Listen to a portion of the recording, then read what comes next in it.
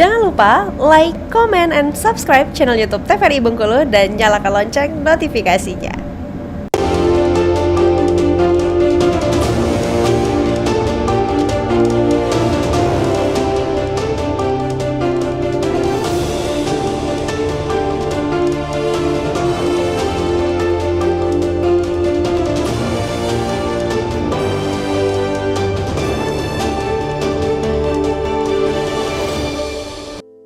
Pemirsa, waspada berita hoax menjelang pilkada, dan tentunya kita masih bersama dengan kedua narasumber kita. Ada Bang Iud Dwi Mursito dari relawan Mafindo ya Bang ya, dan kemudian Kadis Kominfo Kota Bengkulu Pak Gita Agama. Saya ingin ke Bang Iud dulu nih. Oke. Jadi kalau yang dari Abang analisa ataupun kawan-kawan dari Mafindo analisa, maraknya berita hoax nih apa sih Bang penyebabnya Bang? Penyebabnya ya, tapi sebelum kita bicara penyebabnya, saya ingin sampaikan dulu data yang baru dirilis oleh Mafindo ini, baru-baru ini. Untuk berita hoax yang sudah ditemukan oleh Mafindo semester 1 ini, itu berjumlah 2.000 lebih ya. Nah, jumlah ini menyamai penemuan hoax 1 tahun di 2023. Jadi gitu. 1 tahun 2023 itu sama dengan 1 semester di 2024. Betul. Nah, karena apa? Ini adalah momen pemilu kemarin. Ya, pemilu legislatif ya.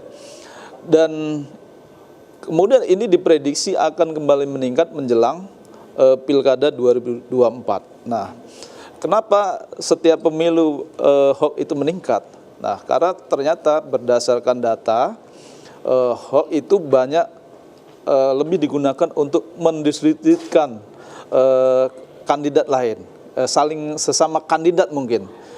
Atau artinya untuk mendiskreditkan kandidat-kandidat yang mereka ikut kontestasi baik dari pemilu dan juga pilkada, sifatnya mendiskreditkan gitu, menjatuhkan, dan itu punya dampak yang sangat luar biasa.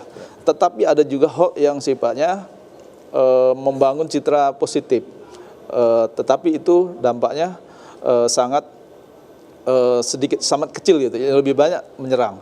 Dan berdasarkan data tadi yang 2000 itu, kalau pada tahun sebelumnya hoax umum itu lebih banyak disebarkan di Facebook. Nah, sekarang kalau hoax politik itu lebih banyak disebarkan di TikTok, ya, kemudian di YouTube dan lain sebagainya. Kenapa? Karena pemilih yang paling mendominasi atau besar itu adalah pemilih pemula, dan itu menjadi sasaran untuk dipengaruhi menggunakan berita-berita hoax. Pemilih pemula pasti kemakan dengan hoax-hoaxnya. Benar, karena dia kemakan karena apa? Karena ada kekosongan informasi. Jadi misalkan ada sesuatu yang itu kosong, jadi itu dimanfaatkan untuk kemudian dimanipulasi sehingga pemilih pemula ini menjadi percaya begitu saja, gitu nah. Betul, orang berita Lionel Messi lahir dari Seluma aja percaya Bang, apalagi ya, betul. kandidat politik kan Bang. Nah, ini kan mereka percaya karena tidak ada informasi yang sebelumnya yang sudah mereka terima gitu.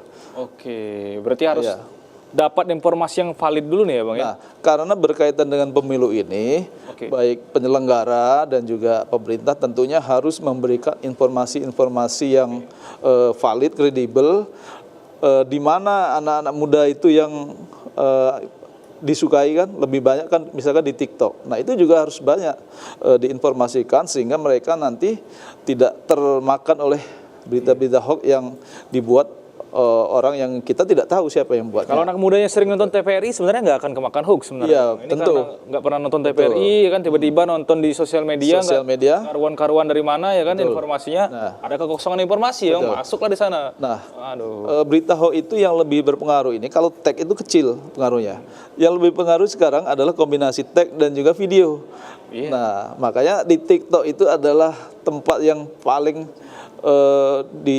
dimanfaatkan, dimaksimalkan untuk pembuat hoax untuk mempengaruhi anak muda generasi Z yang jumlahnya sangat banyak. Di Bengkulu aja menurut Ketua KPU kemarin, pemilih pemula atau generasi Z itu ada 350-an ribu yang akan memilih pada pilkada 2024 ini. Tambah backsound-backsoundnya ya Bang, kadang nggak sama dengan apa informasi yang disampaikan gitu. Oke, ini poin yang menarik tadi, bahwa hoax itu masuk ketika terdapat kekosongan informasi ini.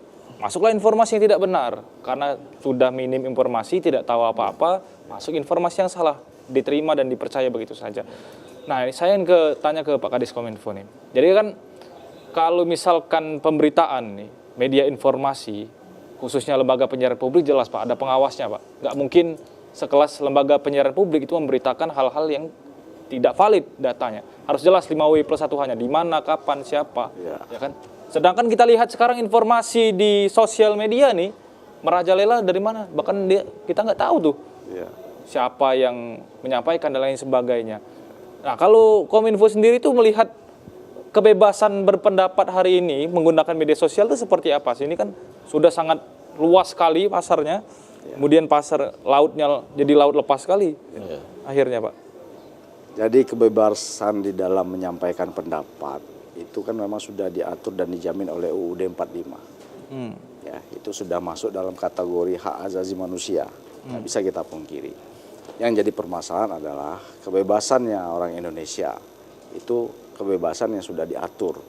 Kebebasan yang bukan bebas seperti bebasnya mungkin masyarakat Eropa atau Amerika. Ugal-ugalan ya Pak? Ya, artinya dalam konteks ini bebasnya bebas yang bertanggung jawab. Nah, tentu kewajiban pemerintah dalam hal ini untuk terus melakukan sosialisasi, diseminasi di dalam memberikan pencerahan, memberikan informasi sebanyak-banyaknya terkait penggunaan dan pemanfaatan media. Terkhusus yang Kominfo tangani adalah karena kita bermitra dengan media massa, terkhusus dengan media massa. Nah, jadi masalah kebebasan ini memang mesti kita uraikan satu demi satu sehingga jangan sampai nanti kita juga mengalami kemunduran dalam progres kemajuan demokrasinya. Era reformasi ini udah bagus nih trennya, udah positif. Pasca pergantian dari Orde Baru ke reformasi. Nah, dalam era reformasi ini tentu di sana sini masih banyak kekurangan. Nah, ini kewajiban kita semua selaku anak bangsa, dalam hal ini pemerintah ambil andil untuk memayungi dan menjembataninya dengan regulasi.